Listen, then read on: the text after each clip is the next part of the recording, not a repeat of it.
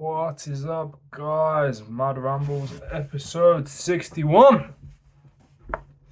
It is a Sunday, so as always on Sundays, I will go over my keys to improve on and find two more to improve on. So, the two more for this week are recording on a better camera because I've realised today that this camera is pretty fucking shit. And we can definitely do better. Want higher quality stuff and edit the video to help it flow better. Because when I'm talking and I'm thinking about what I want to say, there's periods where I'm like, and then start talking. You have little breaks. Maybe I slip up with a word and whatnot. It just doesn't flow well, and can be a bit hard to follow at times. It's not professional, so we'll get better at being more professional, not just the important things, but the little things like this and every fucking thing that I do. So they are my two things that I'm going to try and improve on this coming week. Right? So, episode 61.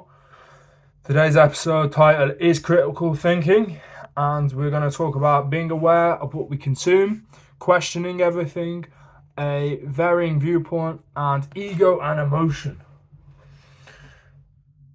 What is critical thinking? As always, these are my opinions. If you don't like them, fuck off. That's beautiful. No, don't fuck off. But that's great. Everyone can have an opinion. If you don't like it, you don't need to. Being aware of what we consume. That is what critical thinking is to me. It is sitting back, analysing what I think, why I think it, how this makes me act, how this affects others, how I can think better. Is it right to think it? Is it wrong to think it? What does everyone else around me think?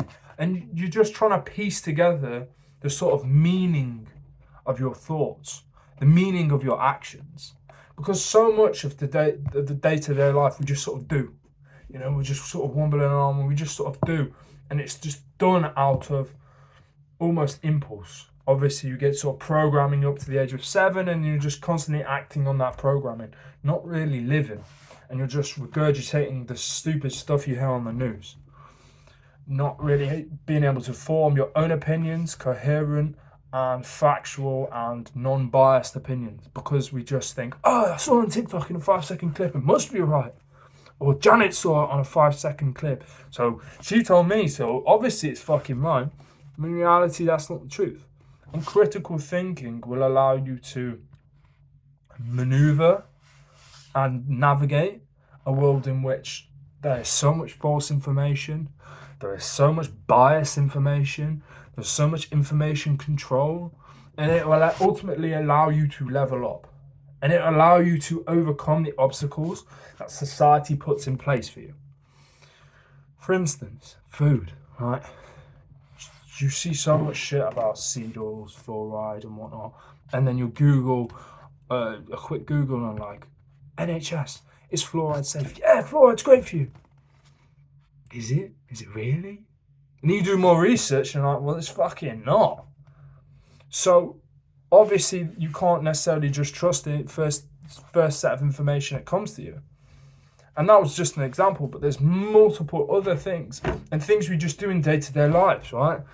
And you feel like, oh yeah, cool, I've been fed crisps, Pringles, fucking shitty food my whole life, My parents gave them. Of course, they want me to be healthy. My parents gave them, so it must be fine. And then you actually look at the ingredients list, half of which you can't even fucking read or say because it's just some random ass scientific name. And you're sat there and you Google it and you're like, well, this is just toxic, mate. You wouldn't feed this to your dog. So why am I eating it? And that learning, questioning everything allows you to become a better person because maybe you cut that out of your life. And then you're thinking, all right, cool, now I actually feel better. Oh, wow, that was what was making me feel tired and constantly needing caffeine. Oh, my God, that's fucking amazing. And then you can perform better. You're better in the gym. You look better. Your skin's clearer. And all these different benefits that come with it. But it originated from just critically thinking and questioning everything in life. And this is done through acquiring varying viewpoints. I've talked about this a bit before, about the importance, the genuine critical importance of obtaining a variety of viewpoints. Because if you listen to one person, it's just going to be so biased. And even if they're not, their opinions and viewpoints are just going to be very narrow because it's who they are. For instance, you wouldn't listen to politics from someone who's a mad left wing. Just because obviously, if you just listen to them, you're going to think everything on the right wing is fucking Nazi and it's bad. And if you listen to someone on the right wing, you're going to think everything is just communism on the left. So you're not going to be able to form a genuine, valid viewpoint. Everything you're going to think about and perceive is just going to be so biased. You haven't done your research. So you need to obtain a variety of viewpoints in order to have genuine opinions that matter and that can change the world. And this is done as well through understanding your ego and emotion.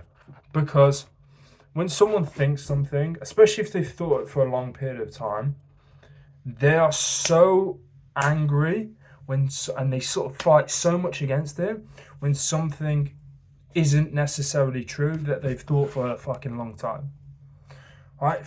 For example, you sit there and you're like, 2 plus 2 is 12, 2 plus 2 is 12. Someone comes along and says, no, mate, it's 4. You're like, no, it's not, no, it's not. And then they show you and do all the maths on a piece of paper and like 2 plus 2 equals 4. And they're like, no, it's not. And they can clearly see it's 4.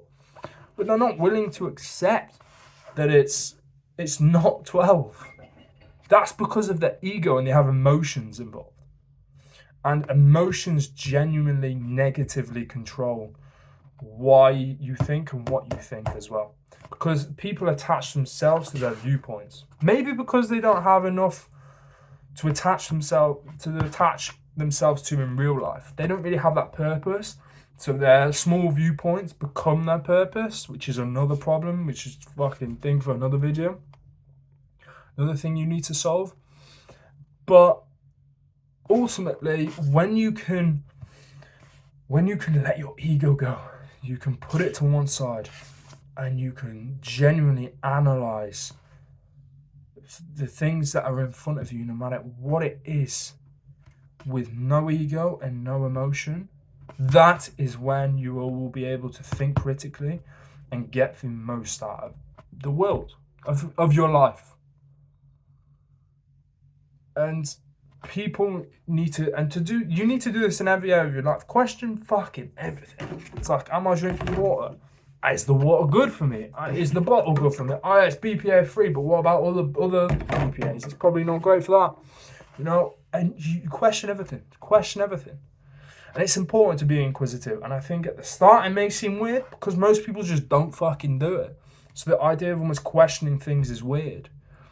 It's not familiar because they never do it. They just sort of go along sort of as a little drone, mindless and just yes, you know, following whoever's in front of them. And it will feel weird to start with, and it'll feel almost abnormal, and you have to kind of force it and sit back and be like, all right, cool, why am I actually doing this? Does this serve me? Do I benefit from this?